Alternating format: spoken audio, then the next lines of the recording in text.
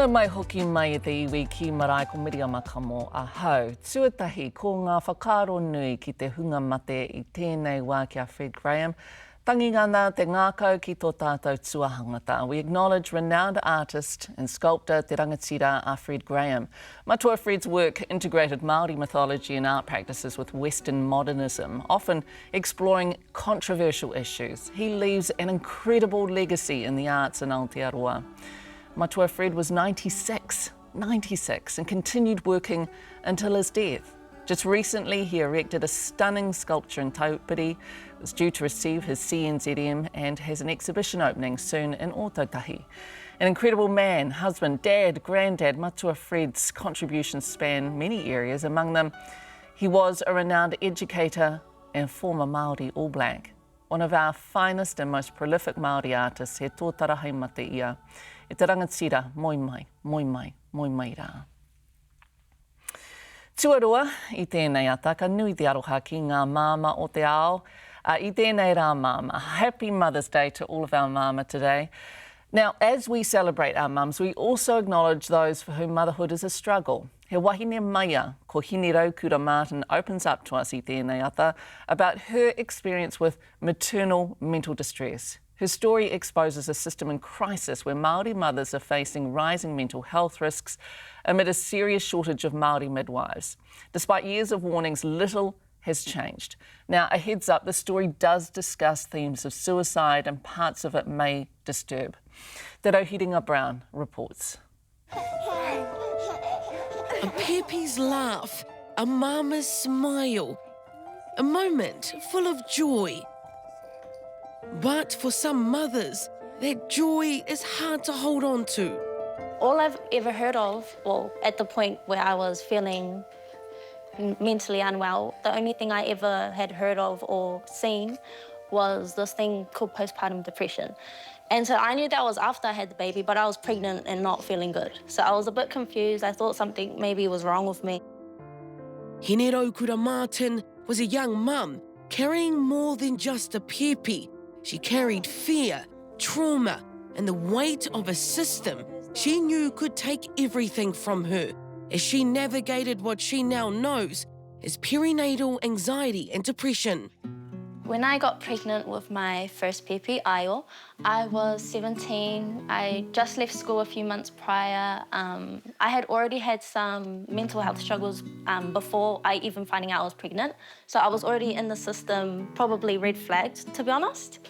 They did tell me that if I kept harming myself, that once I turn 18, they're gonna come take me away. My family can't do anything about it.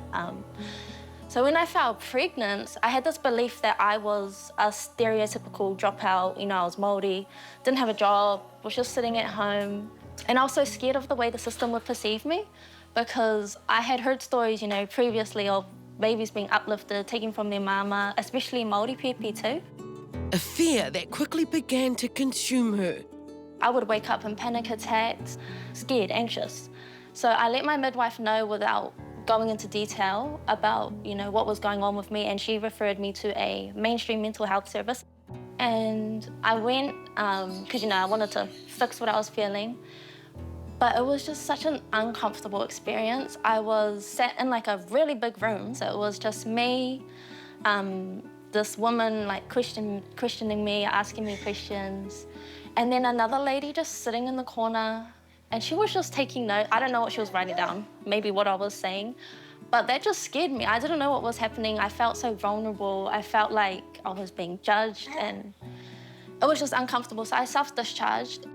I don't blame our people for not wanting to access healthcare, because when you go into the system and the red flags that are immediately put on you that stay with you for a long time are not good. When your name is chopped down from, let's say, te manoanui to te, right down onto your wristband on your hand, you're not valued. It's well documented that our whānau have a different experience in care. Our whānau find it punitive when they share how complicated their lives are. Hine Raukura's story reveals some of the biggest barriers to getting help, a broken system, and the fear of losing your tamariki, a fear so deep it's driving a silent epidemic among Māori mothers. We're in a crisis, and we've been in a crisis for a long time. The leading cause of maternal death in Aotearoa is suicide, and still persistently 57% of those deaths are Māori, and then not far behind that are Pacific. This should not be happening in this day and age for our whānau. We should have access to midwives in spaces that look and feel like us, that reflect us in every way, that value us in every way, and they simply don't. Mental health is its own kaupapa. And we have maternal health here, and then we have obstetrics. So the leading cause of death in pregnancy is suicide. And kei te noho wehe katoa rātou, they're not talking to each other. So there's confusion about whose responsibility is this. Because maternity is saying, well, it's not pregnancy related, it's mental health. And mental health saying, we don't do pregnancy. For 17 reports now, we have maintained the stats of having the highest maternal suicide rate. It's a terrible report to have out there. And the fact that we have 17 of those is like, does that not tell you enough that what you have been doing is not working? We're in a crisis, and we need to do better. We've gotten a D on that report card 17 times, and I have hope, I have faith. You know, the more we keep speaking about it, the more we keep highlighting it, you know, it's going to fall on the right ears and somebody's going to help. In the heart of South Auckland stands Te Whare Manaaki, a safe space for mama and whānau during haputanga. Guided by midwife and kairangahau Aroha Harris, where she actively campaigned to bring both mental health and maternity services for Māori under one roof. When I've suggested about having specialist clinics here alongside us, alongside our whare, because they're not capturing those mama because the mama don't trust them, they don't come to see them, and then they turn up when it's dire straits. Why don't you come into a space where they're comfortable, and then they'll come? And stripping away any barriers for them, but only to be told there's a barrier. Because, yeah, it all comes down to money, right? Despite the lack of funding and support, these wahine continued to show up, knowing Māori had their own tools for healing and supporting mama, like Hine Raukura. I needed a way out of these feelings, this experience, so I just sought for like anything Māori-based. I just knew that I would feel comfortable around people who would probably understand my fear of this fear of being perceived by the system. And then I came across Haputanga Wānanga with Whae Joe, and from there, it didn't like solve my problems, but it redirected me onto a path of healing. Wānanga haputanga that actually talks about, you know, emotional well-being and what the impact on your hinengaro, on your thinking, having somebody there to miri you, having the rongoa practitioners, being able to take a mama to pure when she is in a state of whakamomori, it saves lives. Last year, our project Hine Ora Hine 2, we know that we saved 3 mamas' lives, and we're not a maternal mental health service. When I first initially reached out for help, I didn't say why. I just said I wasn't feeling good, I need some sort of support. I was never honest about the reasons until I was within that Māori space, because I knew I was safe, I knew I was protected. I think creating spaces that we can share mātauranga Māori is integral to our mental health and wellbeing. It's integral to us being able to stand in our own mana and have that freedom and bring that birth back to us. We made muka tai, so to tie the pito when baby's here. You feel how strong that is? Pull it. Nah, yeah. Right? I can feel how Just sit around your finger. Try. It's kind of hurts. It's not, eh? So that's how strong, you know, the muka is. We made uku whenua, so for the placenta, and we, buried that back in the whenua. And we also, I made like mini ones for the pito when that fell off. Matua, mama, papa, pipi. Yeah, with each weave that you put in, you're putting in there a hope and a dream. And it was just really cool to be hands-on and I don't know, just like preparing things for PEP. It's really cool, really empowering. The uku whenua is remembering our creation story, eh? At this wānanga, Tamara Karu also shares how we came to lose those healing traditions. We saw the rise of legislations, the building of Western maternity system, and this real shift away from the knowledges of home, the knowledge of those intentions, whether that's whare kōhanga, whāngai, I mean, the Tohunga Suppression Act is well talked about, but that's an easy one to go to with respect to severing our ties with knowledge. As soon as I stepped into that space, there was a big weight lifted. And so I kept going back. I went back every week. In my second haputanga, I was right back in there. Like, it's healing in itself. It's like you're rediscovering, you know, all these things that are gone. The restoration of traditional knowledge in pregnancy and birthing and in that postpartum period, it heals generations. They do grow up.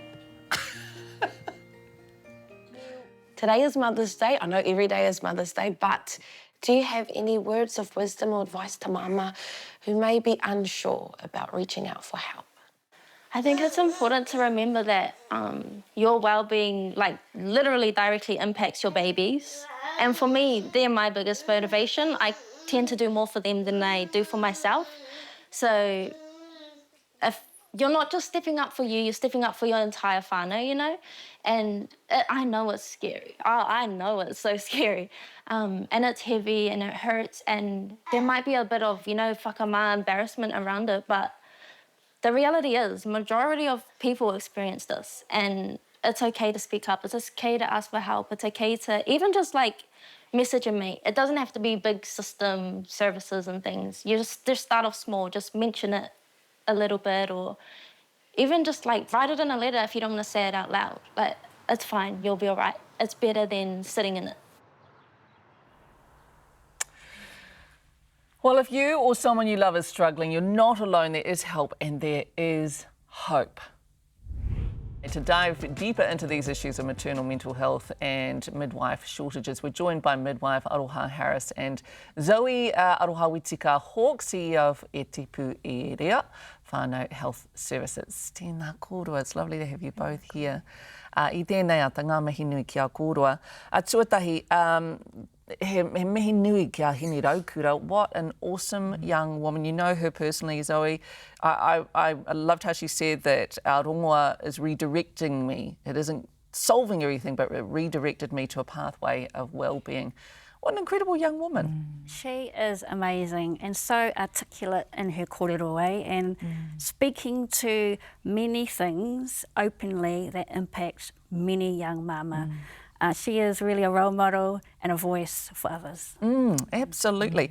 Now, one of the things that was mentioned in that story is legislation which has removed our access to a lot of our Rongoan traditional practices. We are going to talk a little bit later about the protests that broke out this week with the government's sudden change in pay equity laws. But let's just hit what's happening in the midwifery world. How has it got to a point where well, I mean, I don't know if it's ever been at the right level, but why is it that we have such a serious shortage of midwives? Well, that's a big question. Why?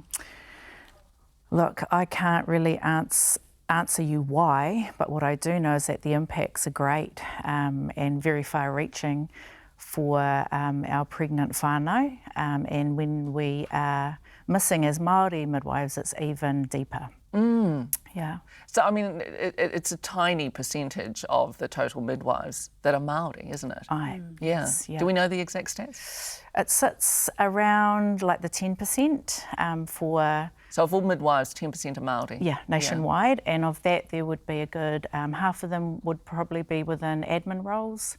So, you know, you're looking at maybe 4 or 5% that are actually working hands-on with whānau. And that's right across our country. I think there are a lot of our wahine who want to be midwives, and that sort of links into our traditional practices. And we know that we were good midwives, that we are good midwives. I guess some of the systems in place to support the thinking around wanting to be a midwife and becoming a midwife is the bit that we need to work on. Yeah. What are the obstacles?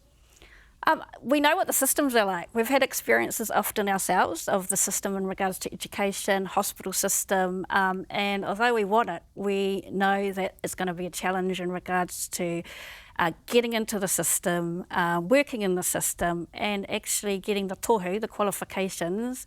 It's a 4-year process around, I guess, keeping ourselves safe during that journey of study. Yeah, it's tough. And I mean, I guess that I mentioned before the legislation that is going to make it harder for women to make claims against disparities in gender parity.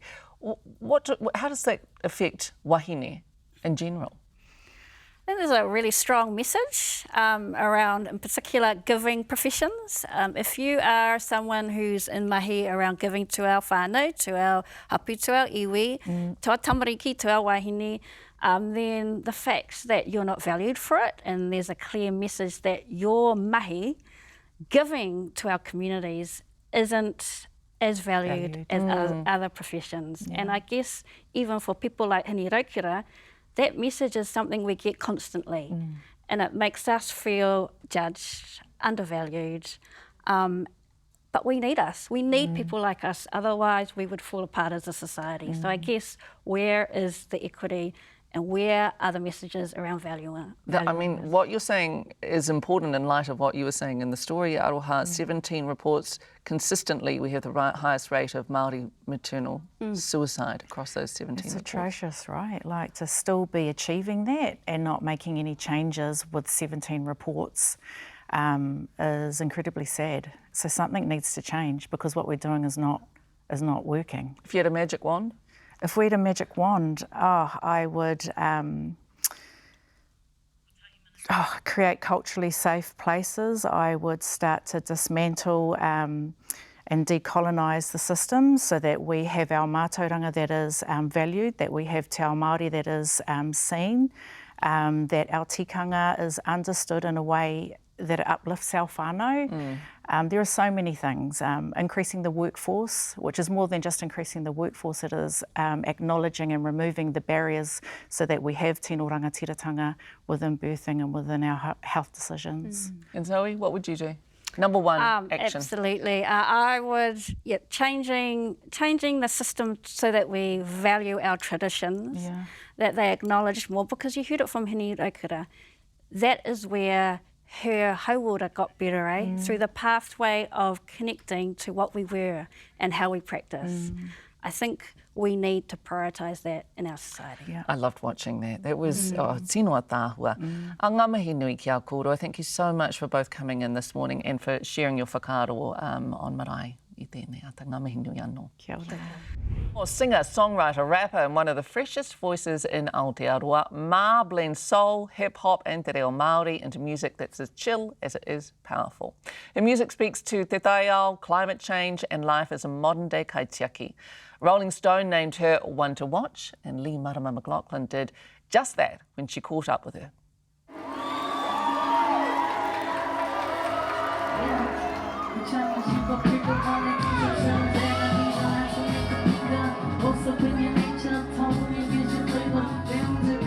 It's closing night for Ma and the Fly Honeys.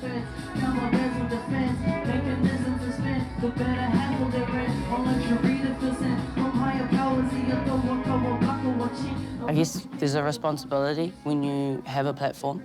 We're not just here to play songs and then give you a good time while you have a drink. We're here to kind of share a message, share an observation. Ma's new album, Blame It on the Weather, takes us on a haerenga to where two worlds collide, largely inspired by her day job as a biodiversity ranger. This is mako mako. This is a cool tree. Yeah, it feels like I'm a different person when I'm in the bush to when I'm making music, so it is kind of hard to do the shape-shifting. I think I'm a little bit more weird when I'm in the bush. So I'm going to pull this out. This is a cherry blossom. This is a Japanese tree, and people usually go to Japan to have a gaze at these because they're so beautiful, but here in Aotearoa, they are a pest. I've been trying to figure out for a long time how I was to articulate the observations I was seeing when I was working and being in the Te Taiao and the feelings I was feeling while I was in there.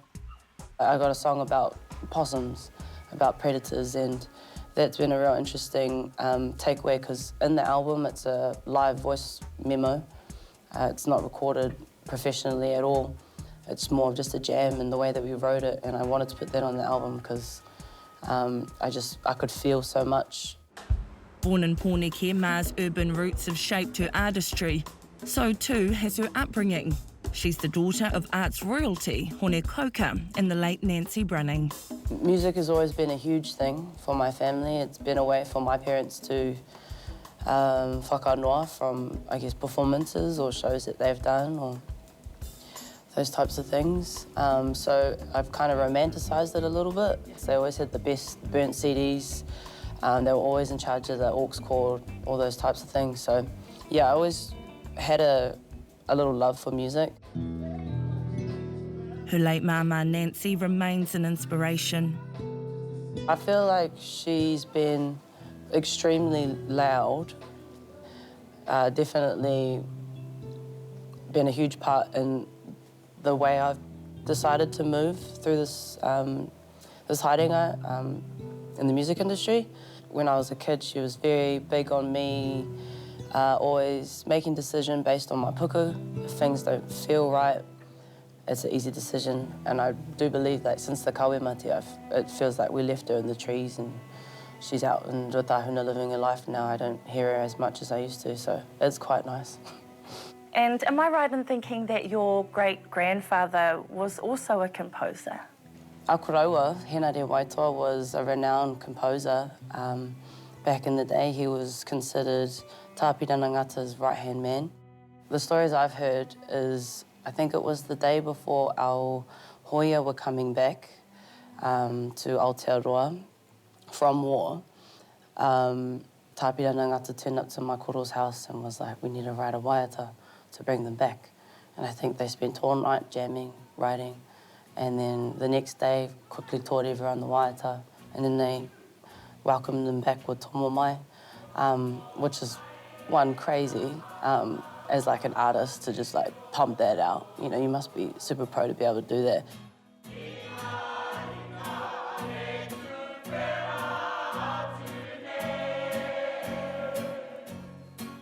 The more I'm immersed in this world as an artist, the more I'm learning about him, and the more I'm finding out that it's just not my parents that are crazy cool artists. It's coming through like our entire whakapapa, so that's really cool.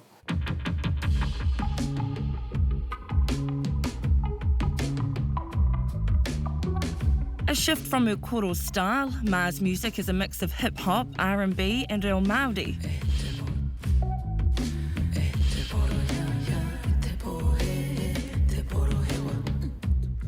In the making of this album, I was fully aware that there is a lot of mama and there's a lot of diri within everybody, especially with our leaders that we have at the moment.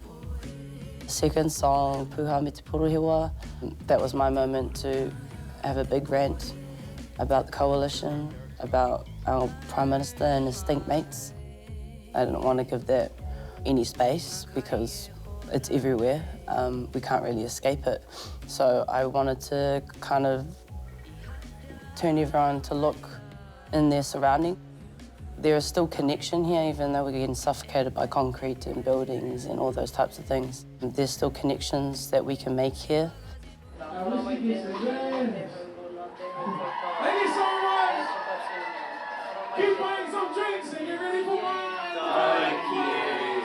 Tonight, she's ending her Aotearoa tour at home in Pōneke.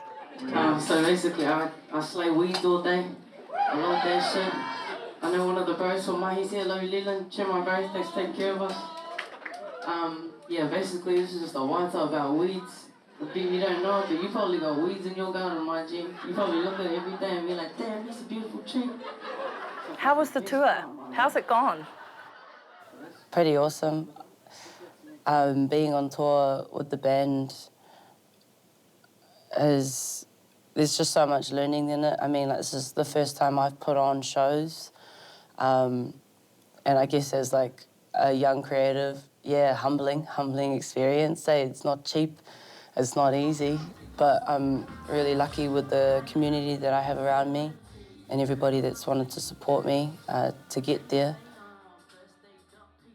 It's awesome. The nerves can go away. They will always go away eventually, so yeah, it's been a cool learning as well. There's a vulnerability there, eh? Yeah, 100%. And I think people can feel it sometimes, but I've noticed the more we perform this album, the more I feel like toe within my body. So that's a good tohu for me to keep moving this music. And keep moving it, she is. Ma's now in the UK, taking her sound to the world.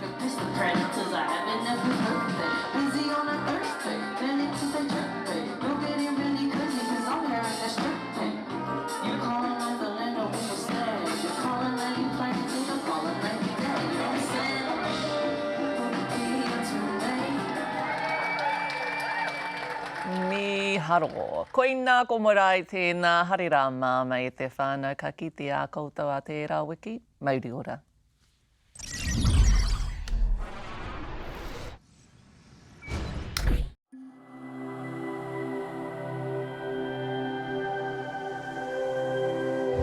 Ko te reo, te take.